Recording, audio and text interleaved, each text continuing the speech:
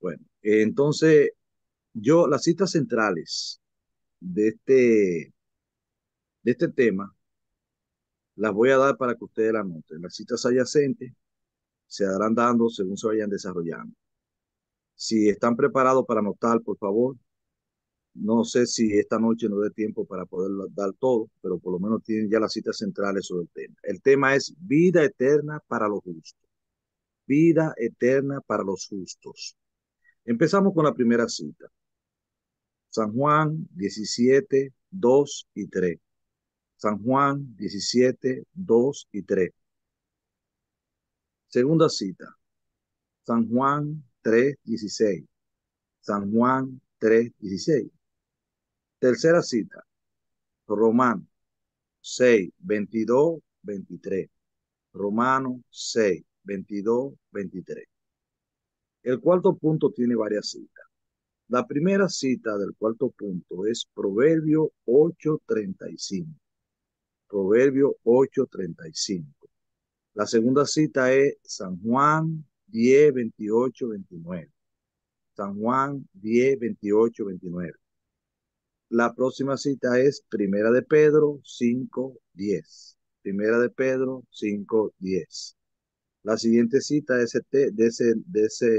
esa parte es Primera de Juan 2, 17.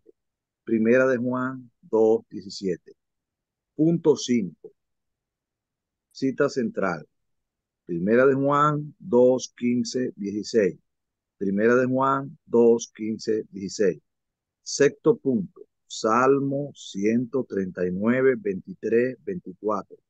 Salmo 139, 23, 24. Séptima cita. Segunda de Corintios 4, 17, 18. Segunda de Corintios 4, 17, 18. La octava cita. Primera de Juan 3, 5, 13. Primera de Juan 5, 13. La novena cita. Segunda de Corintios 4, 18. Segunda de Corintios 4, 18. La décima cita. Romano 6, 23. Romano 6, 23.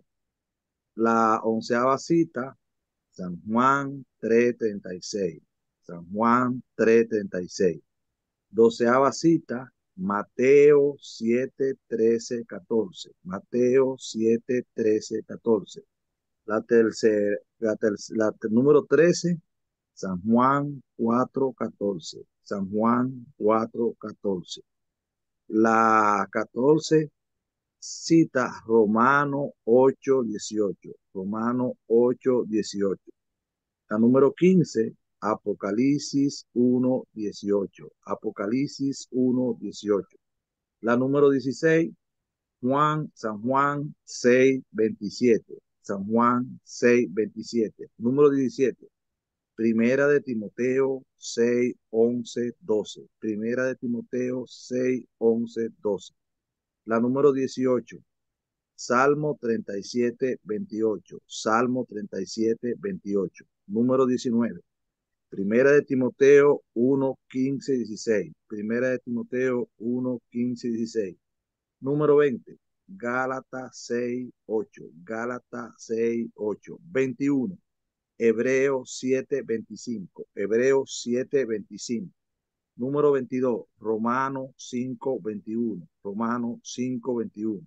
Número 23. Apocalipsis 21, 3, 4. Apocalipsis 21, 3, 4. Y la número 24, que es la última, Primera de Juan 5, 11, 12. Si alguno de ustedes no pudo anotar alguna, en estos momentos me puede decir para yo repetírsela, por favor. ¿Le dio tiempo a anotarla? Puede abrir su micrófono si alguien Amén, sí, varón. A mí solo me faltó Hebreos, que, pero la de mala ya la tengo. déjame ver, Hebreo ese era el número 21, Hebreo 7, 25. Ok, gracias, varón. Sí, gracias a usted. ¿Alguien más? Yo la tengo. La Amén. de Proverbios, siervo, me faltó. Proverbio 8:35. Proverbio 8:35. Proverbio.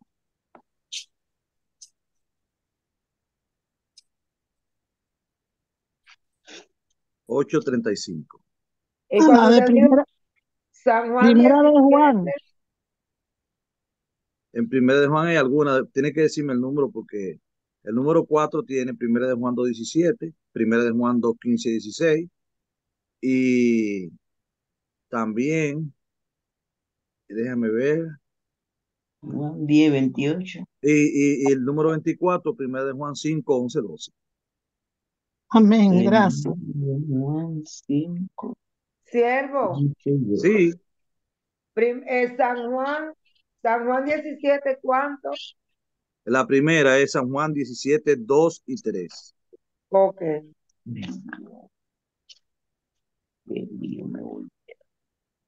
Me avisan cuando ya tenga todo, por favor. Amén, ya lo tenemos. Pues Hebreo nada, 7. perdón, Hebreo 7. Hebreo 7. ¿Qué número es? 25. Ok, gracias. Gracias a ustedes. Dios les continúe bendiciendo. Bueno, dice Amén. vida eterna para los justos. Es decir, señala a un tipo de persona los justos. Dice en el libro de Romano, en el capítulo 1, justificado pues por la fe, tenemos paz para con Dios. Entonces, esta palabra justificado, en su idioma original, viene de una palabra que se dice dikakoio. ¿Qué significa? Eso es un término judicial, primeramente, donde se da un fallo para hacernos justo a nosotros. Dios hace un fallo. Por eso es que dice en el libro de Colosenses, en el capítulo 2, del 3 en adelante, a vosotros estando muertos en pecados y en incircuncisión de vuestra carne, os dio vida juntamente con él, perdonándonos todos los pecados, anulando el acta de los decretos que había contra nosotros, que nos era contraria, quitándola de en medio y clavándola en la cruz, despojando a los principados, la potestad, lo exhibió públicamente, triunfando sobre ellos en la cruz, en la cruz. Entonces, cuando Dios no hace justo, no justifica por la fe, sí, por creer en Jesús, simplemente por creer en Jesús, Dios no hace justo.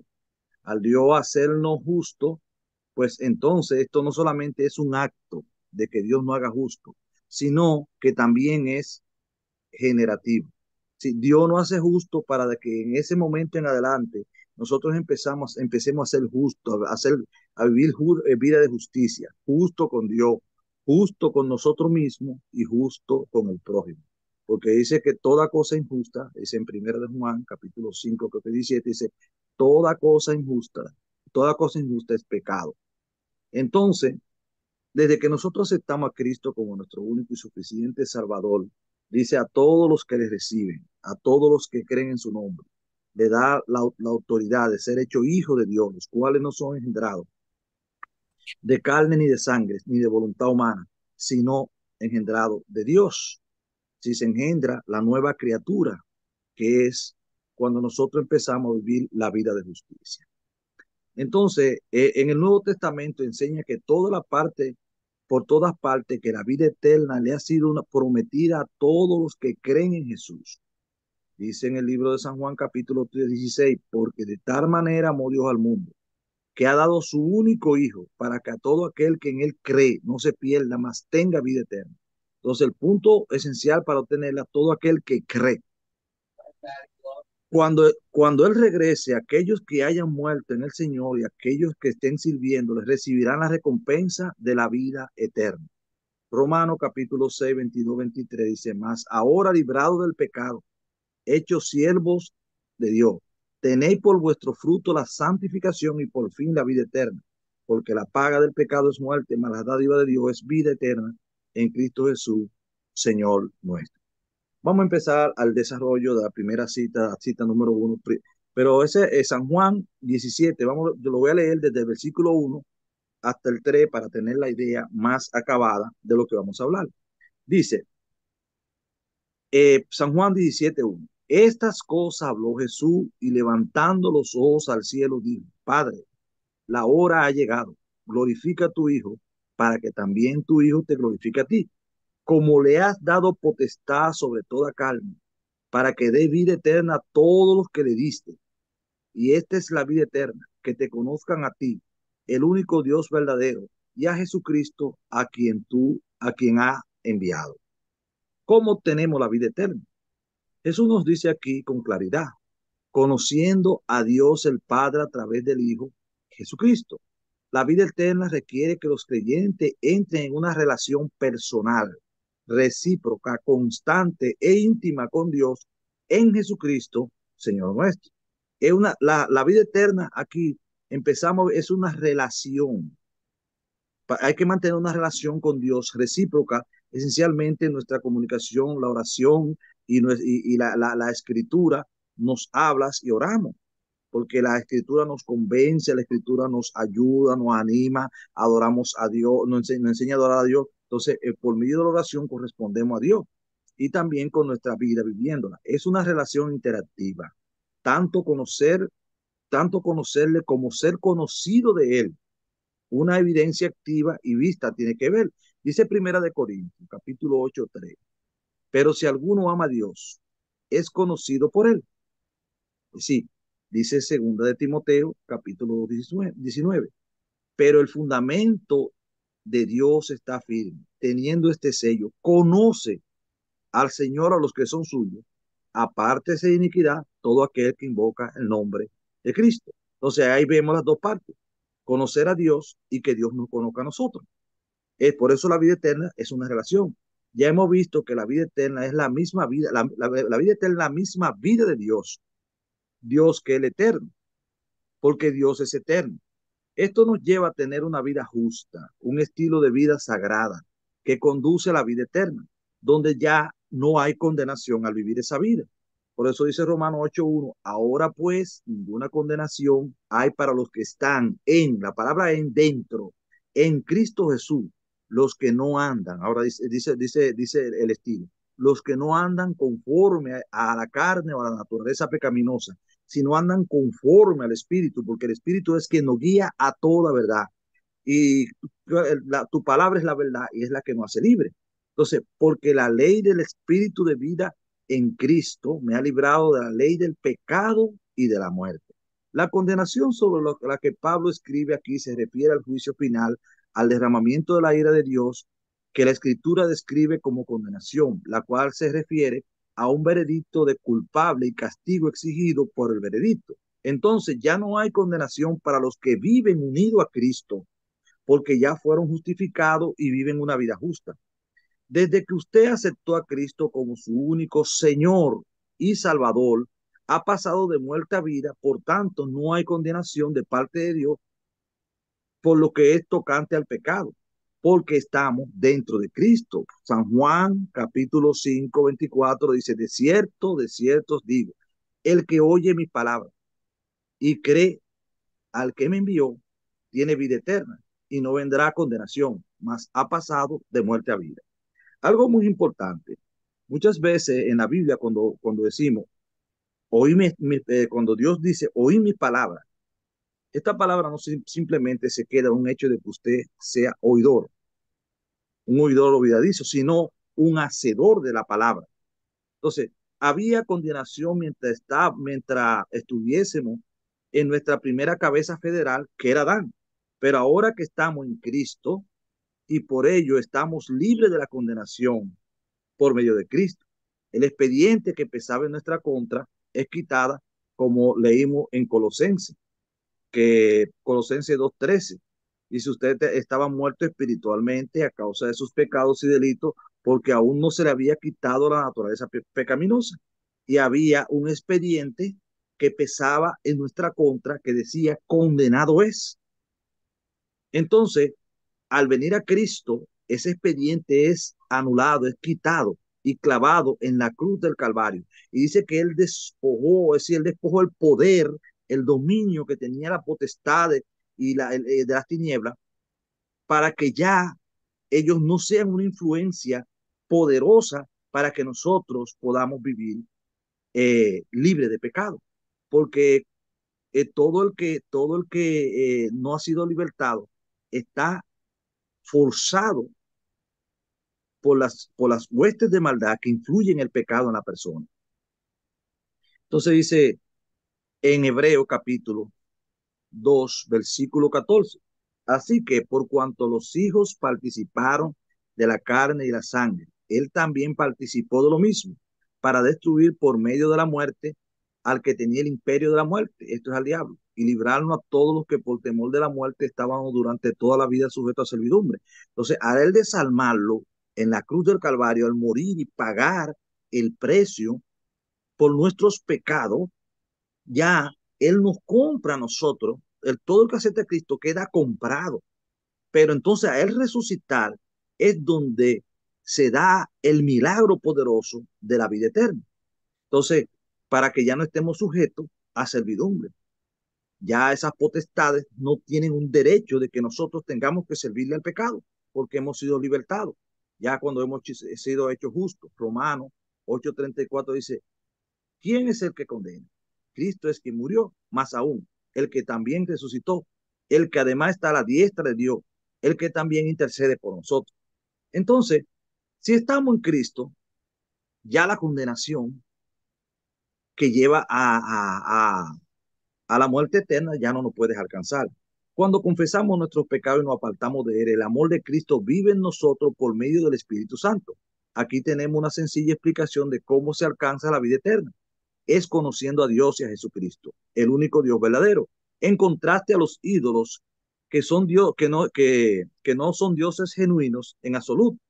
Hoy muchos de nosotros no tenemos la práctica de la antigüedad de tener ídolos o figuras o imágenes, pero sí tenemos cosas que la ponemos por encima de Dios, que le quitan el lugar a Dios en nuestra vida. Por eso es que la vida eterna aquí es una relación, es un estilo de vida del cielo aquí vivido en la tierra.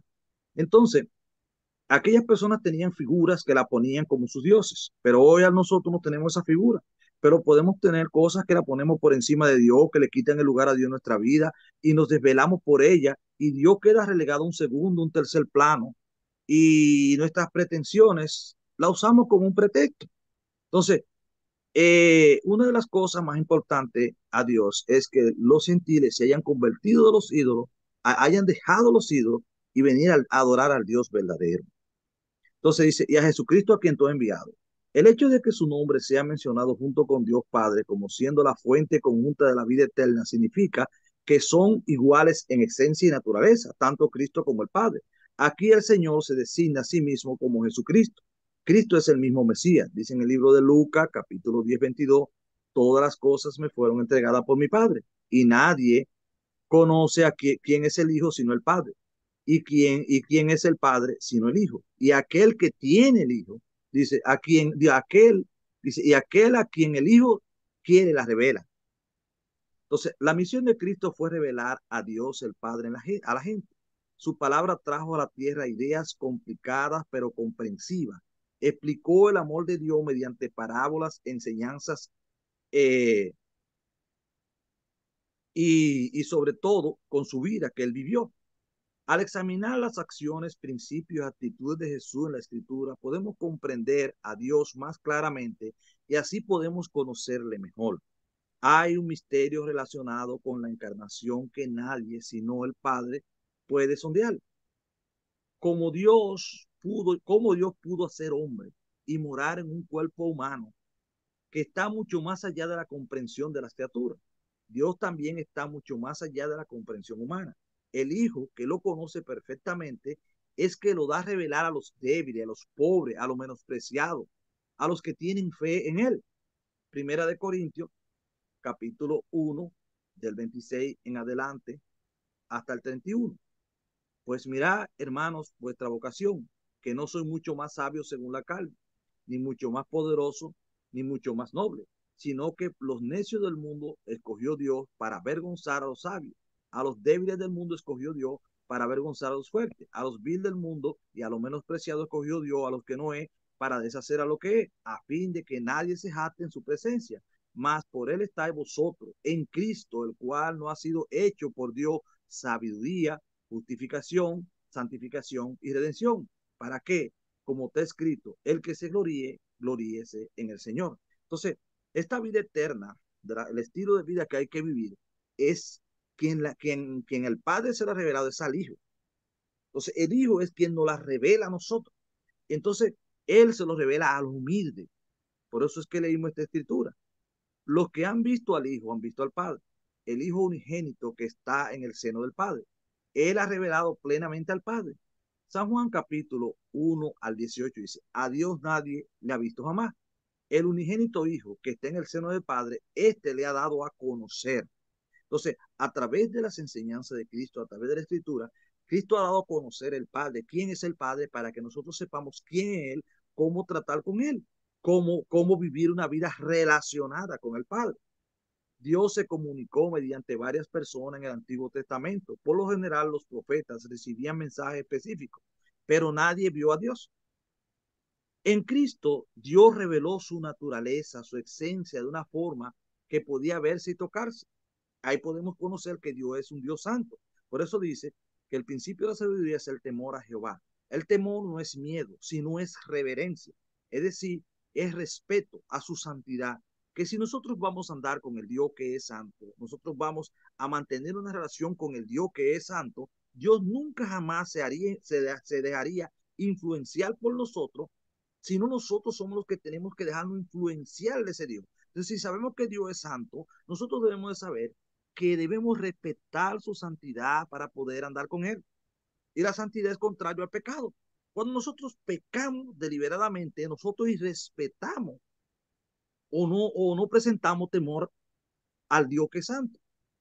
En Cristo Dios reveló su naturaleza. En Cristo Dios se hizo hombre y habitó entre nosotros. San Juan capítulo 5, 37. También el Padre que me envió ha dado testimonio de mí. Nunca habéis oído su voz, ni habéis visto su aspecto. En el Antiguo Testamento aparece, se dice, vio la espalda de Dios, eso es lo que llama la teofanía. Es decir, el que siempre tuvo a la vista fue Cristo, pero al Padre nunca nadie lo vio, sino el Hijo. Dice, y conocer al Padre es para tener una relación íntima y de respeto, de temor reverente al Dios que es santo. Es quien decide, es él quien decide andar con nosotros en su Santo Espíritu. Entonces, la persona a la cual son las arras, son la garantía para nuestra salvación, para esa vida eterna, es el Espíritu, pero dice el Espíritu Santo. Al hablar de la palabra santo, es totalmente apartado del pecado, no tiene ninguna relación con el pecado. Entonces dice, no pueden andar dos juntos si no estuvieran de acuerdo. Entonces, para nosotros poder andar con el Dios que es santo, tener una relación con el Dios que es santo, que esa vida eterna se empieza con una relación acá, porque la seguiremos viviendo eternamente con Dios. Entonces, por eso es que desde acá tenemos que irnos adecuando a esa vida de ese Dios santo, un temor reverente a Dios y las cosas. Entonces, eso no solamente a Dios, sino a las cosas de Dios y a las personas de Dios, porque eso también incluye. Entonces, conocer indica no solo el aspecto teórico o intelectual de usted tener informaciones, saberse versículos, sino lleva consigo también la aceptación, la fe de usted creer lo que Dios ha dicho y hacer por ende lo que Dios le dice, el amor, la obediencia a Dios verdadero y a su Hijo Jesucristo. Primera de Juan, capítulo 2, 3. Y en esto sabemos nosotros que le conocemos. Si guardamos, oye, le conocemos si guardamos, la palabra guardar indica obediencia si obedecemos sus mandamientos. El que dice que le conoce y no guarda sus mandamientos, el tal es mentiroso y la verdad no está en él. Pero el que guarda sus palabras o el que la obedece, en este verdaderamente el amor de Dios se ha perfeccionado. Por eso sabemos que estamos en Cristo. Entonces, la evidencia de nosotros saber que estamos en Cristo Jesús es que estamos guardando o haciendo sus mandamientos. El versículo 6 dice, el que dice que permanece en él debe de andar como él anduvo. Entonces aquí vemos que es un estilo de vida, es andar como él anduvo, es la forma en la cual nosotros podemos tener el agrado de Dios. Primera de Juan capítulo 3, 5 dice, y sabéis que Él apareció para quitar nuestros pecados, y no hay pecado en Él, es decir, no hay ninguna relación en nada con el pecado. Todo aquel que permanece en Él no peca, todo aquel que peca no le ha visto ni le ha conocido. Vivir la vida eterna es también una relación de amor con el prójimo, no solo con Dios. Primera de Juan capítulo 4, 7. Amados, amémonos unos a otros, porque el amor es de Dios. Todo aquel que ama es nacido de Dios y conoce a Dios. El que no ama no le ha conocido, porque Dios es amor. En esto se mostró el amor de Dios para con nosotros, en que Dios envió a su Hijo unigénito al mundo para que vivamos por él. En esto consiste el amor, no en que nosotros le hayamos amado a Dios, sino que Él nos amó a nosotros y envió a su Hijo en propiciación por nuestro pecado. El principio fundamental es conocer a Dios, este es conocer a Dios. En el libro de Jeremías, en el capítulo 9, 23 y 24, vamos a ver unos principios muy fundamentales. Dice, así dijo Jehová, no se alabe el sabio en su sabiduría, ni en su valentía se alabe el valiente, ni el rico se alabe en su riqueza, mas alabes en esto el que se hubiese de alabar, en entenderme y conocerme, que yo soy Jehová, que hago misericordia, juicio, justicia en la tierra, porque estas cosas quiero, dice Jehová. Algo muy importante, dos palabras muy importantes, entenderme y conocerme. A veces mi esposa me puede decir, yo conozco a Frank, pero hay momentos que no lo entiendo. Eso puede pasar con nosotros. Conocemos a Dios, pero hay momentos a veces que no entendemos a Dios. Por eso es que necesitamos del Espíritu Santo para poderlo entendernos con Dios. Entonces, ¿qué es lo que Dios quiere? Que Él hace misericordia. Ay, ay, que Él hace misericordia. También nosotros debemos hacer, que hace juicio, que hace justicia en la tierra, porque estas cosas quiero, dice Jehová. Entonces, ese es uno de los principios fundamentales de nosotros poder vivir la vida eterna en esta tierra. Esto es lo que significa la vida eterna, una relación interactiva, constante y activa con Dios y con el ser humano. Y el ser humano devolviendo esa relación porque Dios puso primeramente la iniciativa de amarlo primero, que abarca también al prójimo. Mateo 22:37, Jesús dijo, amarás al Señor tu Dios con todo tu corazón, con toda tu alma, con toda tu mente. Este es el primero y grande mandamiento. Y el segundo es semejante, amar a tu prójimo como a ti mismo, que te conozcan a ti. Esa es la palabra. Bueno, esta palabra, cuando dice que de San Juan, que te conozcan a ti. En el verbo que usó Juan aquí, en el griego, que se dice ginosco, significa estar conociendo. Es decir, no es un hecho de un pasado, es un hecho de un presente continuo. Debe de haber un interés en nosotros de todos los días, de cada momento, sacar un momento de cómo conocer a Dios. Una de las partes más importantes de conocer a Dios es conocer la palabra, relacionarnos con la palabra y convertirnos en hacedores de la palabra. Entonces, esta palabra es tomar, es decir, estar tomando conocimiento, conocer, reconocer también indica, es decir, por eso es reconocer que yo soy Dios, estar quieto y reconocer que yo soy Dios, entenderlo, saber, etcétera. Conocer por experiencia o observación, es decir, si la palabra de Dios nos manda a que debemos de tener una conducta o un comportamiento de una forma o moldear nuestro carácter, nosotros, y nos está diciendo cómo hacerlo, y nosotros vivimos como está diciéndonos la palabra, vivimos la experiencia. Esto es parte de lo que es conocer. Es una relación o unión entre una mujer. Entonces, por eso es que esta palabra que usó aquí Pablo, ginosco, es como una relación entre parejas. Milka está en su casa y su esposo llega del trabajo. El esposo a veces no tiene que hablarle y decirle a Milka, para Milka conocer si le fue bien el trabajo o si pasó algo, porque ya su rostro, ya ella tiene una experiencia de conocerlo tan íntimamente que ya ella lo conoce y a veces lo puede ver hasta por allá un poco distraído y ella puede saber más o menos cuál puede ser la razón. Entonces, esa es una de las formas que indica esta palabra conocer por relación o unión. Indica frecuentemente una relación entre personas que se conocen y el objetivo conocido. En este respecto, lo que es conocido es de valor e importancia para aquel que conoce. Entonces, ¿qué es lo que sucede? Como nosotros nos interesamos en conocer a Dios, porque la vida eterna es que te conozcan a ti, nos interesamos en conocer a Dios y nosotros intencionalmente buscamos siempre la forma de más y más conocer a Dios, indagar de Dios, saber quién es Dios, saber cómo es Dios, conocer sus gustos, conocer lo que Él quiere, conocer cómo él es. Entonces, al nosotros conocer, nosotros entonces tratar de complacer ese conocimiento de Dios. Dice, lo que es conocido es de valor e importancia en aquel que conoce. De aquí que se establece una relación, especialmente en el conocimiento de Dios. Por eso, no es una relación muerta, sino es viva, es constante, muy evidente en nuestro diario vivir. Y por eso inclusive en el tema, cuando hablaba, dice Jehová, Jehová, no, dice, y le leerá esta palabra a tus hijos todos los días, la pondrá en los dinteles, para que todo el tiempo se acordara de la palabra de Dios y por ende actuara en base a ella. Entonces, eso es lo que nosotros entendemos en esta palabra que usó Juan para describir el conocimiento, vivir la experiencia de lo conocido que trae un resultado.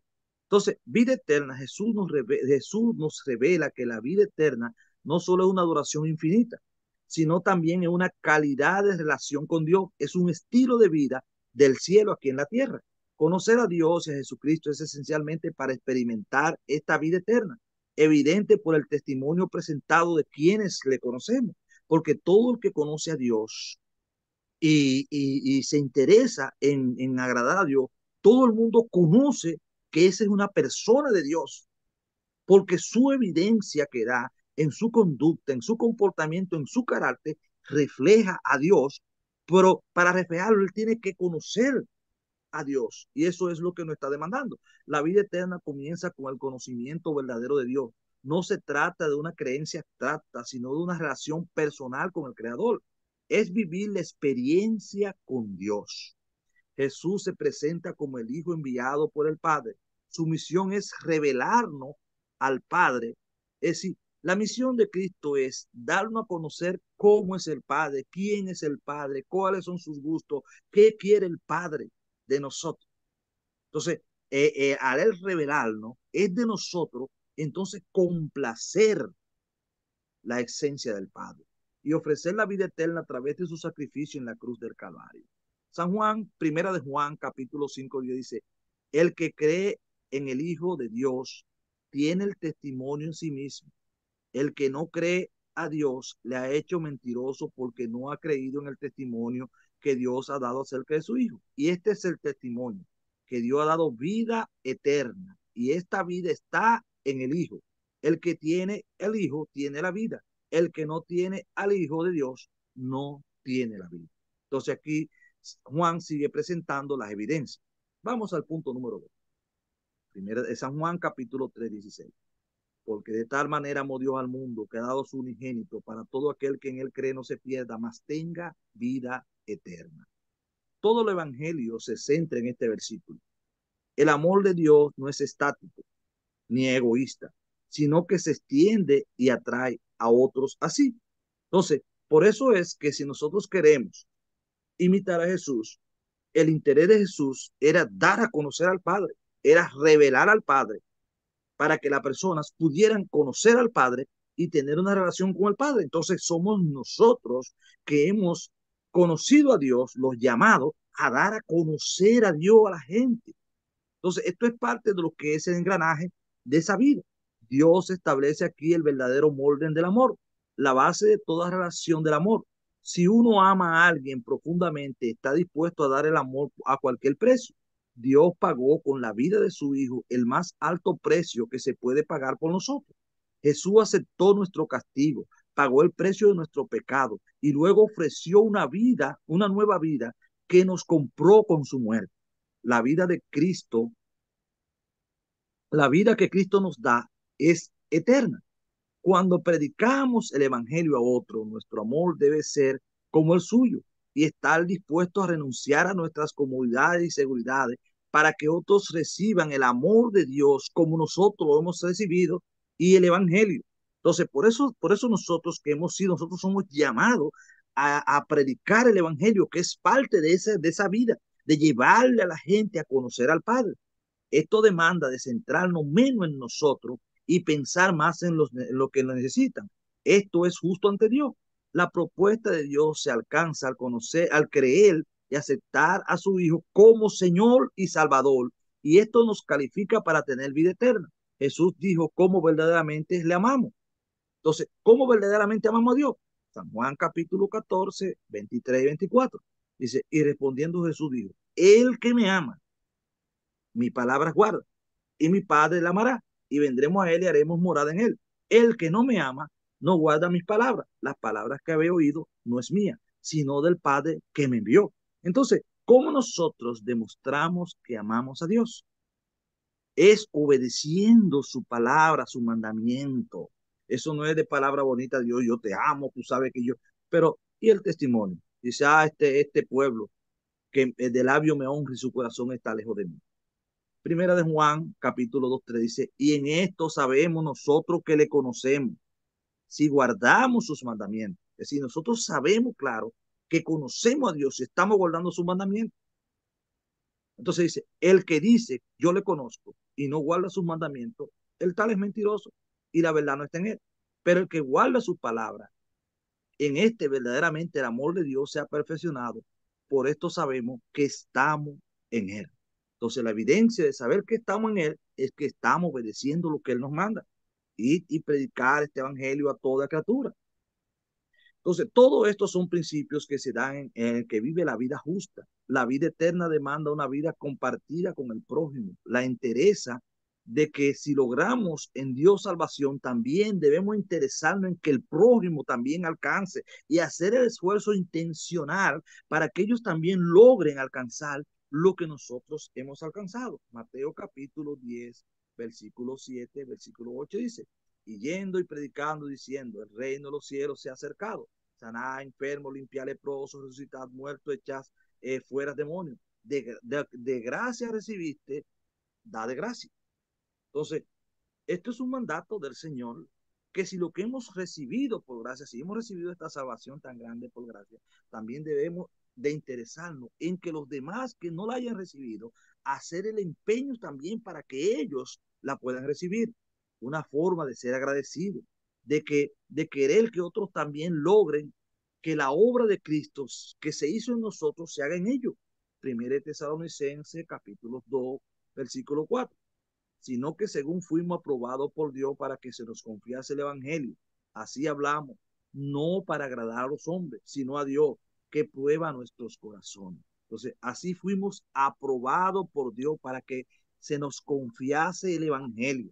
Entonces, ¿qué privilegio tenemos nosotros de ser embajadores de Dios para trayendo la palabra de reconciliación, vida eterna? Se está hablando de vida, pero eterna. Es el regalo divino para aquellos que creen en Jesús como su Señor y Salvador. Aunque nuestro cuerpo físico muere, el alma del creyente vivirá eternamente. Estas promesas se basan en la liberación del pecado y el sacrificio que Cristo hizo en la cruz para pagar por el pecado. Es una realidad transformadora que trasciende nuestra existencia terrenal y nos invita a una experiencia de una relación íntima y eterna con el Creador que la iniciamos aquí en esta tierra para vivir por siempre con Él. Y se empieza a vivir en esta tierra y continuaremos con Cristo. Punto número 3. Romanos capítulo 6, 22, 23. Mas ahora que habéis sido libertados del pecado y hechos siervos de Dios, tened por vuestro fruto la santificación y por fin la vida eterna. Porque la paga del pecado es muerte, más la dádiva de Dios es vida eterna en Cristo Jesús, Señor nuestro. Cuando Dios nos liberta, nos hace su siervo. El producto de nuestra vida en Cristo es la santificación y que nos atrae a la vida eterna. Cuando hablamos de santificación, se está hablando de ir acomodándonos a vivir la vida del cielo en esta tierra, donde nos vamos descomodándonos de la vieja vida para entonces ir acomodándonos a ir vivir la vida nueva. Pero para nosotros poder ir acomodándonos a vivir la vida nueva, nosotros tenemos que conocer en la Escritura cómo es esa vida nueva, qué demanda esa vida nueva, qué quiere esa vida nueva de nosotros. Entonces, cuando nosotros indagamos en las Escrituras, la ponemos en obra, en práctica y vivimos la experiencia. El estilo de vida de la santificación es la vida del cielo, vivir aquí en la tierra. El estilo de vida de la nueva criatura en Cristo La conversión cambia totalmente la posición del hombre. El hombre que estaba condenado en delitos y pecados, ahora es cambiada a un hombre que no es que es libre. Ahora queda libertado del pecado como amo. Ya el pecado no va a tener, no va a tener nosotros como su amo. Y venimos a ser siervo, ahora venimos a ser siervo de Dios de buena disposición de corazón. En el libro de Romanos, capítulo 6, 12, dice, no reine, pues, el pecado en vuestros cuerpos mortal, de modo que lo obedezcáis en sus concupiscencias, sino dejen que el pecado lo controle, porque ya Cristo le quitó el poder y el dominio para que no nos siga controlando. Dice el 13, y tampoco presentéis vuestros miembros al pecado como instrumento de iniquidad, es decir, nuestra lengua, nuestras manos, no toquemos lo que no tengamos que tocar, no usemos nuestro pie para allá donde no tenemos que ir, no usemos todos nuestros miembros como iniquidad, sino presentaos vosotros mismos a Dios como vivos de entre los muertos y vuestros miembros a Dios como instrumento de justicia. Entonces nosotros tenemos que ver también que nuestros miembros son importantes.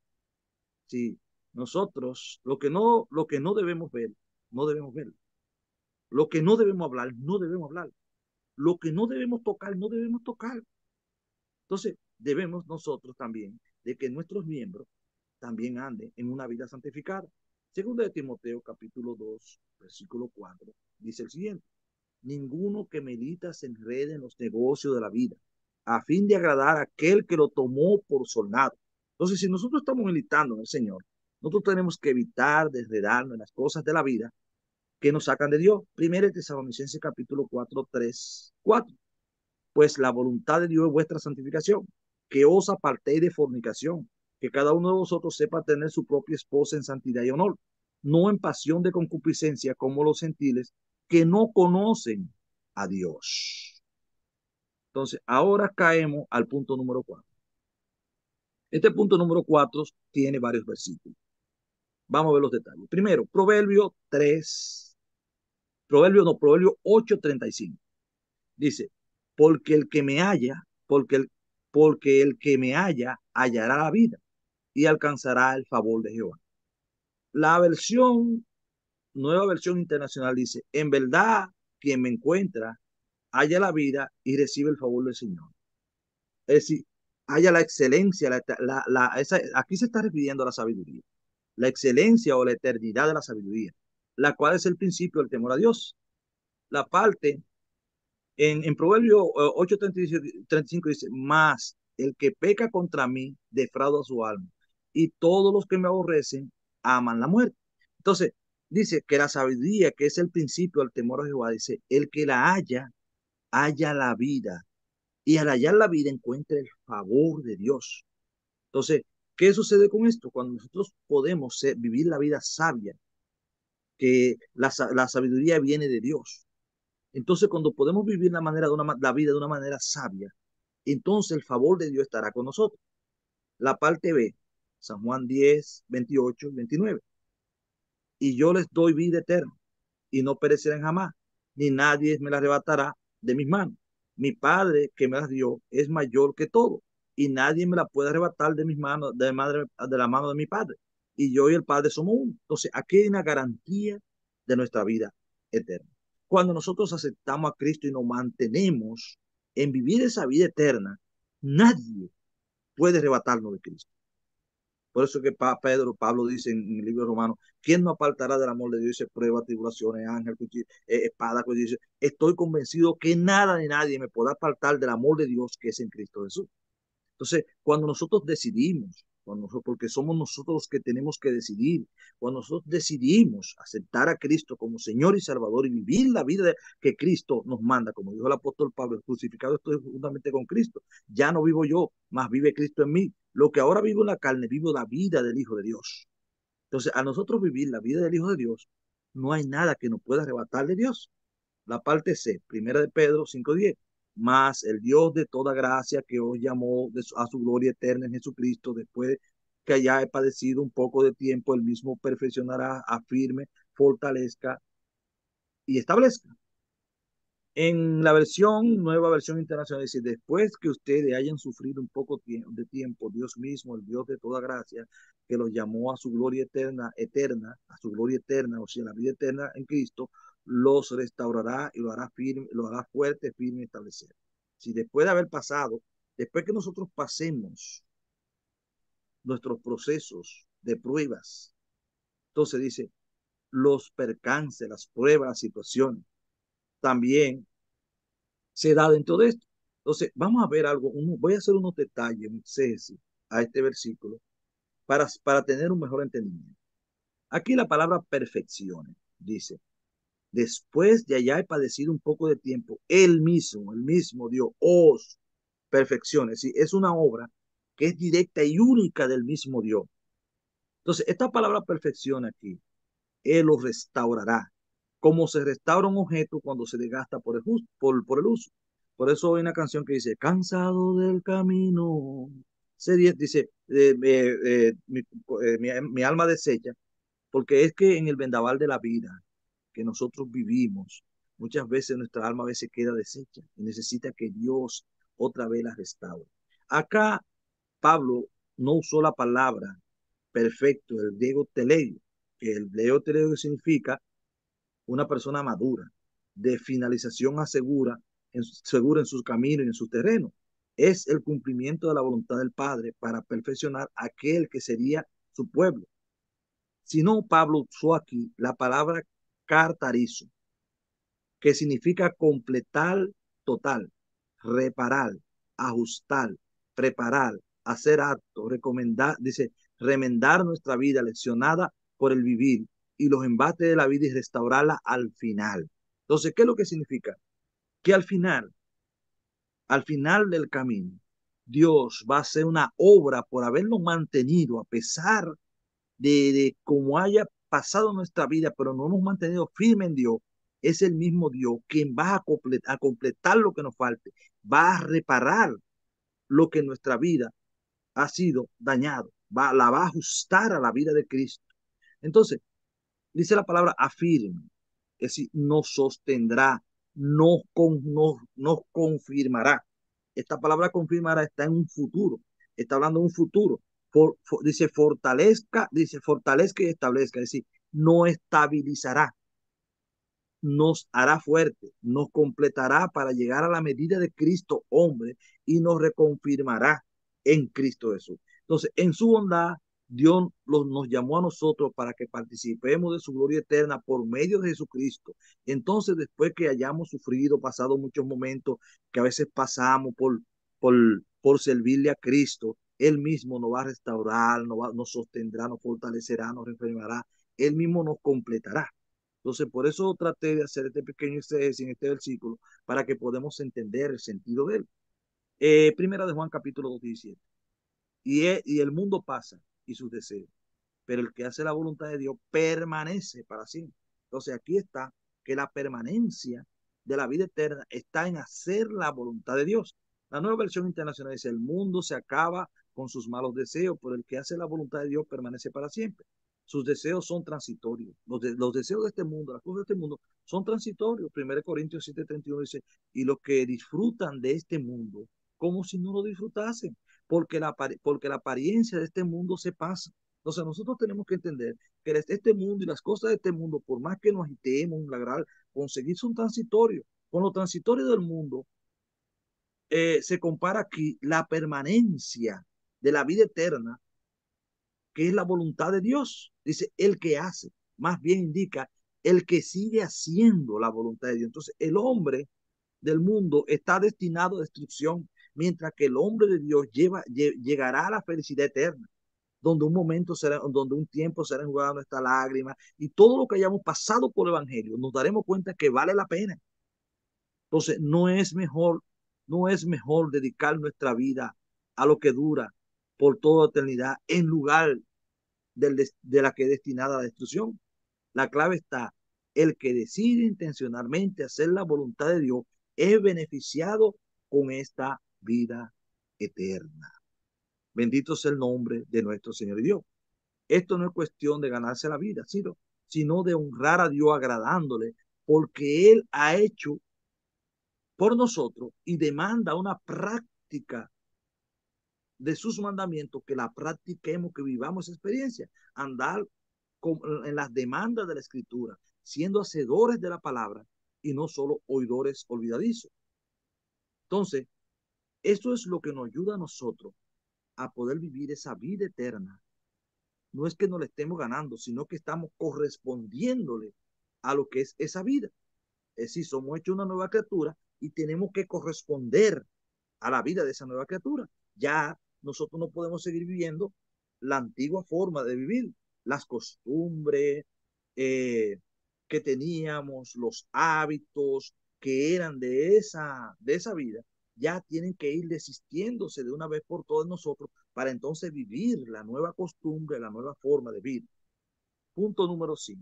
Primera de Juan, capítulo 5, 15 y 16. No amé al mundo ni las cosas que están en el mundo. Si alguno ama al mundo, el amor del Padre no está en él. Porque todo lo que hay en el mundo, los deseos de la carne, los deseos de los ojos y la vanagloria de la vida, no provienen del Padre, sino del mundo. Algunas personas piensan que la mundanalidad tiene que ver con la conducta externa, con las personas con quienes nos juntamos, con los lugares que frecuentamos, las actividades que a veces disfrutamos.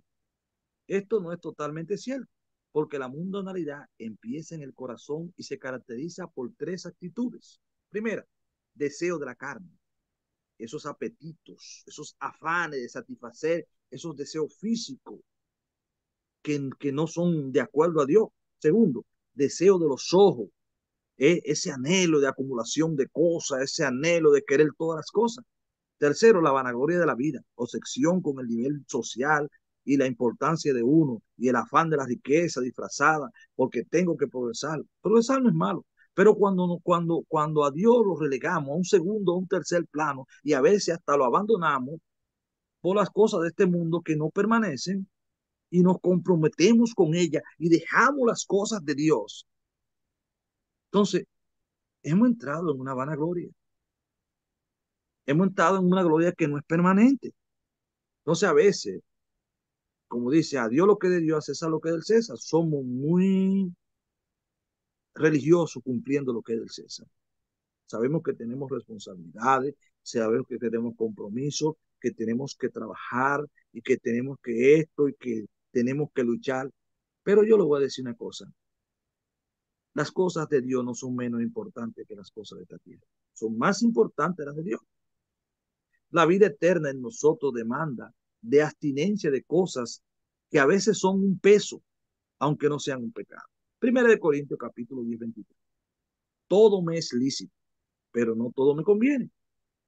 Todo me es lícito, pero no todo me edifica. Lucas capítulo 21, 34. En adelante dice lo siguiente. Mirad por vosotros mismos. Tan imperativo la palabra mirar. Que vuestros corazones no se carguen o no se entorpezcan de la glotonería, de los excesos, de los vicios, de las modas, que no guardan el pudor, las embriagueces, las cosas por las que se desvela el mundo, los afanes de esta vida, y venga de repente sobre vosotros aquel día, porque como un lazo vendrá sobre todos los que habitan sobre la faz de la tierra. Velad, pues, en todo tiempo. Es decir, velad a ver cómo estamos andando, en todo tiempo orando, que se ha tenido por digno de escapar de todas estas cosas que vendrán y de estar de pie delante del Hijo del Hombre. Entonces, dice en el libro de Hebreo capítulo 2, 12, 2. Por tanto, nosotros también, teniendo alrededor nuestro una gran nube de testigos, despojémonos de todo peso y del pecado. Aquí hay una conjunción adversativa que enlaza dos términos, todo peso y pecado. Despojémonos de todo lo que estorba o es sobrepeso. Hay cosas que son sobrepeso en nuestra vida, que a lo mejor no son un pecado declarado, pero son formas a veces justificadas para dejar de hacer las cosas de Dios. Dice que nos asedian y corramos con paciencia la carrera que tenemos por delante. Cuando la serpiente tentó a Eva, Génesis dice, y vio la mujer que el árbol era bueno para comer y que era grande y que era agradable a los ojos, y el árbol codiciable para alcanzar la sabiduría, y tomó de su fruto y comió, y dio también a su marido, el cual comió así como ella. La tentó con estos tres aspectos. También el diablo tentó a Jesús en el desierto eh, con estos tres aspectos. Vemos en Mateo 4:1 empieza, dice, entonces Jesús fue llevado al desierto para ser tentado por el diablo. Después de haber ayunado 40 días y 40 noches, tuvo hambre. Y vino a él el tentador y le dijo, si eres hijo de Dios, di a esta piedra, conviértete en pan. Y él le respondió y le dijo, sí, había una necesidad de Jesús comer, pero el enemigo se aprovechó de la necesidad de él para que él le obedeciera. Entonces nosotros tenemos que tener, si verdaderamente tú eres hijo de Dios, nos retan, gente que nos retan, a que nosotros demostremos que si somos, nosotros estamos seguros que somos hijos de Dios. Nosotros no tenemos que hacer cosas que la gente no quiera retar para nosotros probar a la gente que somos hijos de Dios. No.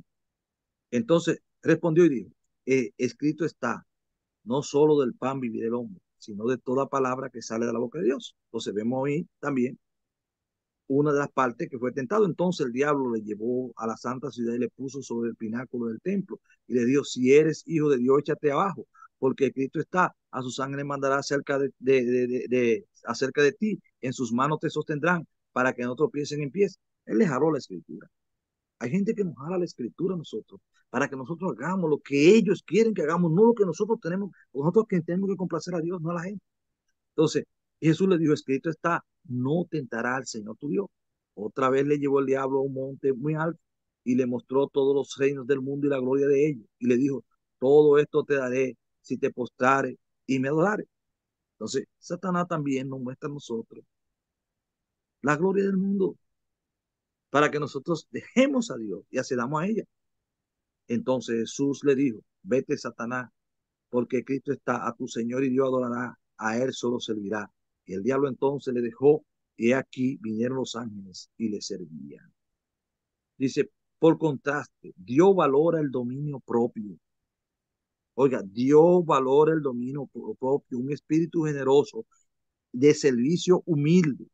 Es posible dar la impresión de que evitemos los placeres de este mundo mientras todavía albergamos actitudes mundanas en nuestro corazón, tarde que tempranos ellas las reflejaremos. Es también posible, como Jesús, amar a los pecadores y pasar tiempo con ellos mientras se mantienen en nosotros los valores del reino de Dios, en nosotros como modelo, pero que no debemos dejarnos influenciar de ellos. Pasamos mucho tiempo en el trabajo, pasamos mucho tiempo en otras partes, pero nosotros no podemos dejarnos influenciar de ellos. ¿Cuáles son los valores más importantes para usted? ¿Su conducta refleja los valores del mundo o refleja los valores de Dios? Lo que hay en su corazón, ¿esto es lo que verdaderamente es usted? ¿O porque lo que hay en su corazón, eso refleja? No cambie su salvación, que es segura, por un plato de lentejas. Hebreo 12:15, mirad bien, no sea que alguno deje de alcanzar la gracia de Dios, que brotando alguna raíz de amargura os estorbe y por ella muchos sean contaminados. No sea que haya alguno fornicario, profano como Esaú, que por una sola comida vendió su primogenitura, porque ya sabemos que aún después, deseándolo heredar la bendición, fue desechado y no hubo oportunidad para arrepentimiento, aunque procuró con lágrimas. Sobre todas estas porciones escriturales traigo como ejemplo este comentario. Profano, la palabra profano es contrario a lo santo. Nuestro cuerpo es templo del Espíritu Santo. Y nosotros debemos de saber qué hacer con nuestro cuerpo, qué darle a nuestro cuerpo, qué usar para nuestro cuerpo, porque podemos profanar nuestro cuerpo, que es templo del Espíritu Santo y no nuestro. Es tratar algo sagrado, es decir, es tratar algo sagrado con irrespeto, es decir, deslucirlo, deshonrarlo, prostituirlo, hacerlo indigno de cosas respetables. La misma palabra griega Pablo la utiliza en el libro de Timoteo, 1 Timoteo 1:9. Conociendo esto, que la ley no fue dada para el justo, sino para los transgresores, desobedientes, para los impíos, pecadores, para los irreverentes, los profanos, para los matricidas, para los homicidas, para los fornicarios, para los sodomistas, para los secuestradores, para los mentirosos, perjuros y para cuanto se oponga a la sana doctrina. Se explica aquí que al renunciar a sus privilegios y deberes como cristiano para gozar de esos deseos mundanos, de una manera breve, es una profanación. También esto trae la idea de hacer poca la salvación, que es tan grande, y que es gratuita para nosotros, pero costó un alto precio a Dios de derramar su vida, el cual nadie puede pagar el gran precio de esta salvación. No podemos estar jugando con nuestra salvación por las cosas de este mundo. El único que pierde esta oportunidad inmerecida es el que se decide a jugar con este mundo. El que juega con candela, tarde que temprano, se quema. Entonces, nosotros tenemos que tener pendiente que esta salvación es muy grande y que costó mucho a nuestro Señor Jesucristo.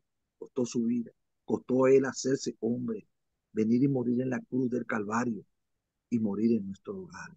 Pagar nuestro precio que nadie lo podía pagar. Entonces, vamos a animarnos a honrar más a Dios. Este punto lo dejaremos aquí, lo dejaremos ya en el punto 5, el punto 6 en adelante, que es el Salmo 139, 23. Vamos a ver si lo tratamos en otra parte, porque ya el tiempo, pero déjame ver 2 minutos lo que nos queda para no nos da tiempo a nosotros. Pero si me da, aunque sea un minuto más, vamos a tratarlo para dejarlo en el punto 7. Salmo 139, 23. Examíname, oh Dios, y conoce mi corazón. Pruébame y conoce mis pensamientos. Y ve si hay en mí camino de perversidad y guíame en el camino eterno. Entonces, el Salmo finaliza con una oración que siempre es aprobada por todo el pueblo de Dios. Es bueno de vez en cuando que procuremos que nuestra vida cristiana reciba una inspección, porque a veces en las rutinas de la vida caemos en ciertas cosas. Entonces, muchas veces el fuego del Espíritu se apaga en nosotros. O sea, a veces se hace necesario que nosotros vayamos ante Dios y pidamos a Dios que haga una inspección, porque a veces ese cristiano ferviente que éramos ha descaído. Por eso el salmista pedía a Dios que le examinara, que le probara. Las costumbres y las rutinas a veces no nos permiten evaluar cómo estamos andando ante Dios. Es una oración que no desaparecerá mientras haya santos que pequen en la tierra, que fallen, porque en el momento que fallamos, eh, a veces somos injustos, a veces faltamos, a veces ofendemos. Pedirle a Dios, al Dios fuerte, que rigurosamente nos examine, que conozca nuestros corazones, que lo pruebe con cuidado y que conozca si en él hay algún pensamiento o una ansiedad que no honra a Dios. Le pide nos pide poner el camino de la perversidad, porque a veces no manifestamos, hay personas a veces que no la detectamos, pero Dios te bendiga, pero en nuestro corazón la albergamos fuertemente. Pues a veces necesitamos que Dios nos ayude a sanar esas cosas en nuestro corazón.